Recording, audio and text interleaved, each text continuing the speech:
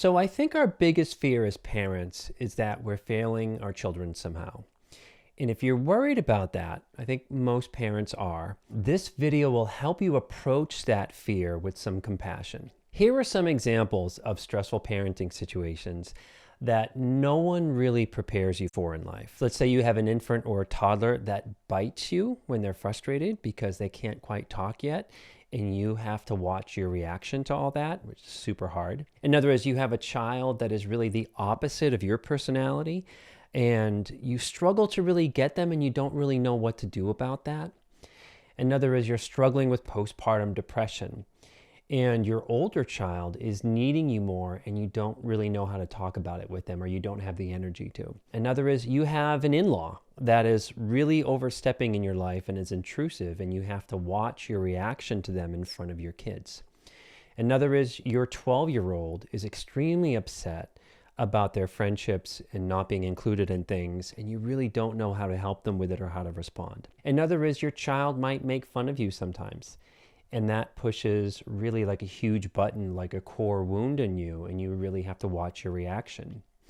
Another is, let's say you have the flu and you're in bed and your 4-year-old keeps coming in to see if you're better now so you can take them out for ice cream, and you're like so close to rage about it. Your child has been getting school lunch for a month, even though you pack them with the lunch daily from home, and they've been lying to you and getting lunch somehow, and you're having really big feelings of betrayal and disrespect. And such a waste of time and money and energy. So another is your child is, say, bullied at school by a kid or a teacher, and you don't really know how to approach that or what to do about it. You don't really know what the best course of action, instead of like going guns blazing. Another is your teen spent $600 on games and apps because your debit card or your PayPal thing was attached to their phone or their gaming account, and you didn't set up some kind of verification because that's like a mess and all that kind of stuff, and you feel really violated and enraged that they racked up such a bill, and you have to go seek out refunds and stuff. Another is, like, even if you have a co-parent that is extremely limited or manipulative, or they're like weaponizing incompetence, and you struggle with not talking bad about them in front of your kid, or even grilling your kid about the time they spend with that parent. Another is your teen has shifted into being close and affectionate with you to being distant and kind of private, and you worry if they now hate you or they're withdrawing somehow. And lastly, you're on a flight and you're in a fight with your partner, and your infant has like an up the back poop explosion, and you really like no longer want to be a parent. Some questions I have for you now that I've probably either completely maybe validated your experience as parents, or really bummed you out or turned you off from ever having kids. I have some questions for you. Think about this. In any of those situations that I just named, how would your parents have responded to any of that? How might you be afraid of how you respond to any of those situations, or how did you respond to some of those situations? How would you actually like to respond if you could deal with the triggering and all that and kind of know what a better approach or how to address things would be? You know, how do you want to respond? And those are all very triggering and actually kind of common situations for parents. And our culture and our society kind of expects us to know what to do and be flawless about it, or be super understanding with our kids and all of those. So that's actually not really possible, because there's a lot of human emotions that go on with all those examples that I just gave. If you're new to me and wondering who I am, I'm Patrick. My channel is focused on childhood.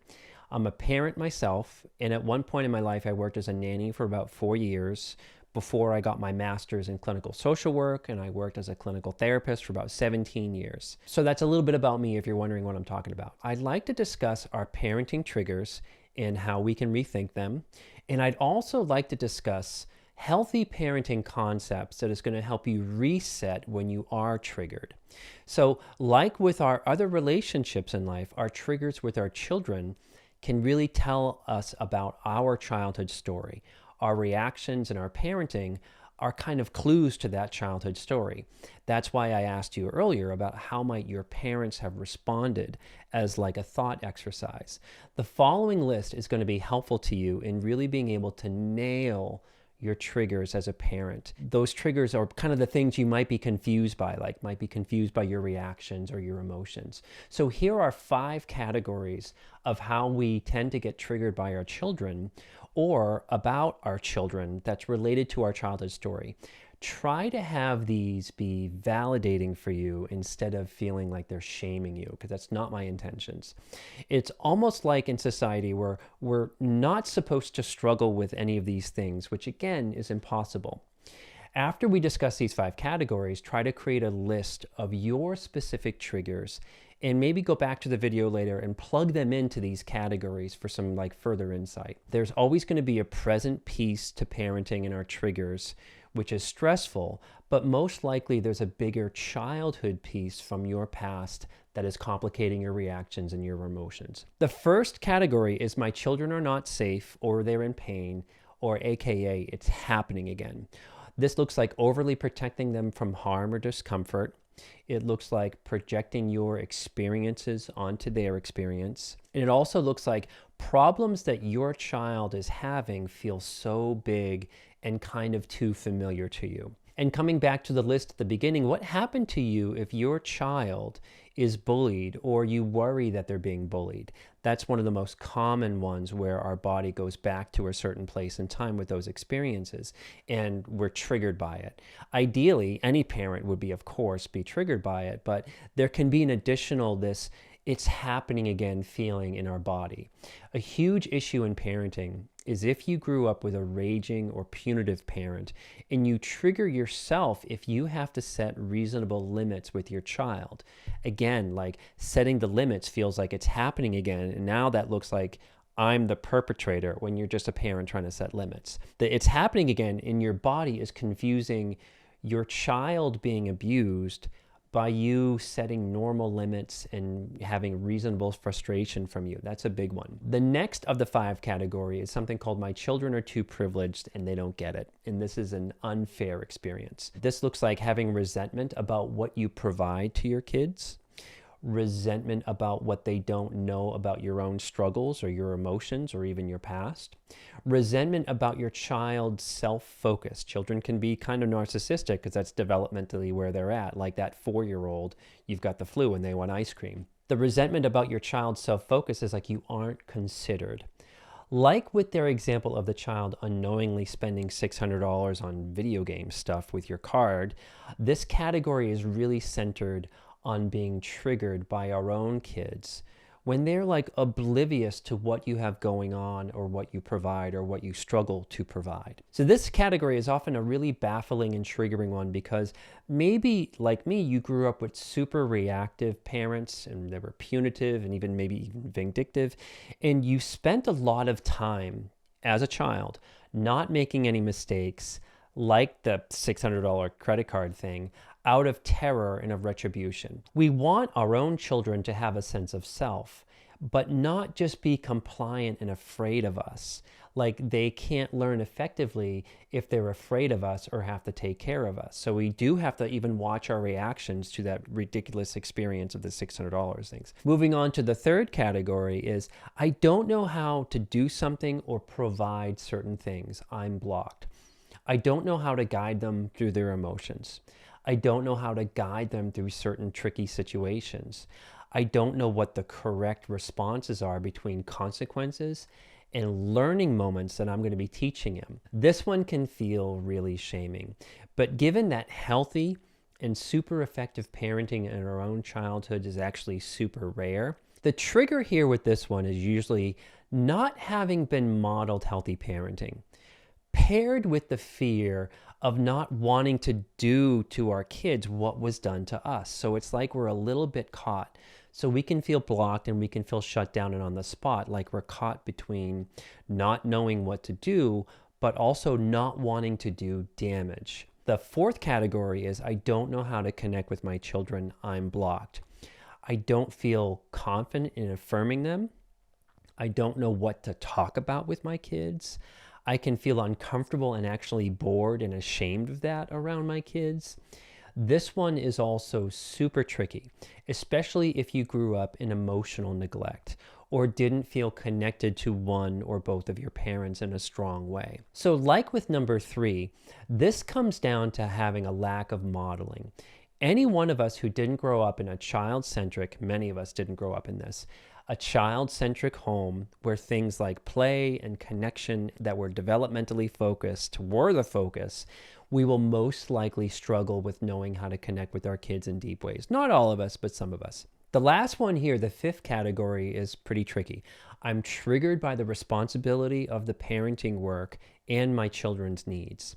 I feel guilty about not enjoying parenting like maybe other people do. I feel exhausted and invisible by being a parent.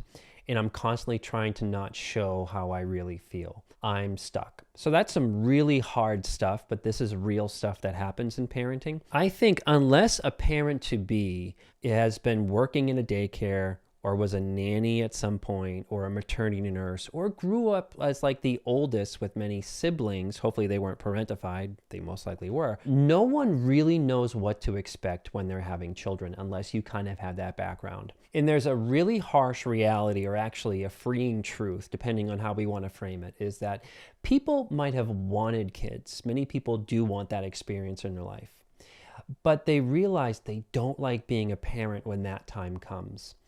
We can't help those parents if we just shame them about that very real human experience. It's something that culture and society just doesn't really want to like address that much, but let's be real. It's a demanding, extremely triggering and stressful job. Also really rewarding and all that kind of stuff. But when you don't know, you don't know. It's really a messy, draining, and unrelenting job, especially if the children are very young. But we can rally and actually learn to love and accept the job more if we know what the triggers are and check our inner expectations. The second thing I want to really talk about are these are going to help you reset those triggers as principles of healthy parenting. Related to our triggers, here are some general guidelines that are helpful for us to refocus on in our parenting when we're triggered. And as I read each one, reflect on how the principle was missing in your own childhood and plugging that concept into how you might be triggered. These all have situational nuance to them, so just be aware of that. Try to take them in as guidelines instead of judgment. The ones that will have a big sting to them as I read them will be the ones that are most important to you and that you might need to work upon. Try to not go to a shame place about these. Try to go to a place of goals and thinking about how to shift. The first one on these principles is protecting our children from shame. We want to protect children from too much shame so it doesn't stay with them like shame stayed with us. We don't want basic learning mistakes to become a negative sense of self, because that also happened to us too. And like us, they can't really learn when they're ashamed. The next concept is protecting them from our emotions that they can't handle. Adult emotions are really big, especially to small children. And they're super loud, especially when we're dysregulated or we're overwhelming them. And a parent needs emotional support through this kind of stuff. They're safe when we are in charge and when we're in control of our own upset, and when they know that love still exists during upset. This is a really hard call here, is that we have to watch our reactions, be in control of our emotions, and be helpful to them at the same time. That's a lot. That's really a lot. And especially if you struggle with mental health or you struggle with your childhood, it's a lot, to be honest. But it is the goal. The next is the assumption of development needs to be primary kind of at all times. When stress and difficulty pops up, do we see them for their developmental age? I mean, our children. Or do we see them as like inconsiderate adults? When we're really triggered, we usually see them as the latter. We need to always be reframing our parenting frustration along with their developmental needs into teaching moments. They are learning how to be human, and we're their teachers, whether we like it or not. The next is, and this is a big one for me, is the intimacy needs to be clean with good boundaries. We don't make fun of others around them, or maybe in general. We don't character assassinate others, especially our partners in their life. We don't want them to become our support system because we're supposed to be here for them. We want them to trust us because we actually act trustworthy. Like, a side note is children are extremely smart and they see how we behave. And what's harder about it is they will absorb a lot of our behaviors. And lastly on this one is we are here for them, not vice versa. We're the ones providing unconditional love on their behalf. And we can experience love with our children, and that's great, but we're not getting unconditional love from them. That's like a big red flag in some parenting. The next is being the resource for them, and they actually come to you because you're safe. We don't have to have all the answers, but we have created a space where they can come to us. And what is that space that we're creating like for them? We can seek out answers if we don't know them, but if they come to us, that really tells us that we are safe to them, which is probably very different than your childhood. The next principle is letting them learn, letting them fail, letting them grow, letting them feel. We need to allow our children to have a process and not overly police, not overly take care of, not overly hover over their experiences. We might be doing that from our own childhood of protecting them because we weren't so unsafe, but it's the opposite and becomes equally as dysfunctional. We encourage them to become capable by going through something with our help. And we help them handle things, not take difficulty away all the time within reason. And we need to allow them to have some bad choices with older kids within reason, as a teaching moment. Not like we're setting them up for failure, but sometimes we can't just always police every decision that they make. Most of my learning in life has been about sort of failing, unfortunately. So hopefully don't take that literally with your kids. The next one is hierarchy versus popularity. Healthy parents maintain authority, but do not become authoritarian. There's a big difference there. Healthy parents do not enable their children in an effort to be liked. That's what I mean about like popularity. There's this parental type called the popular parent. It's a lot of enabling to be liked. Children feel safe when there is a consistent person in their life watching out for them and making good decisions and good choices. That does fall under the umbrella of being an authority in their life. But that word has so much contextual ickiness to it. For anyone out there who is super neglected, super scapegoated, super marginalized in a way, think of the times that you actually longed for a parent who would tell you to go to bed at the right time, who would provide things, who would know what was going on in your school. That's what I mean by this one, like an authority. The next is accepting frustration and some disconnection. It can be really messy and our children can be mad at us, which is really hard.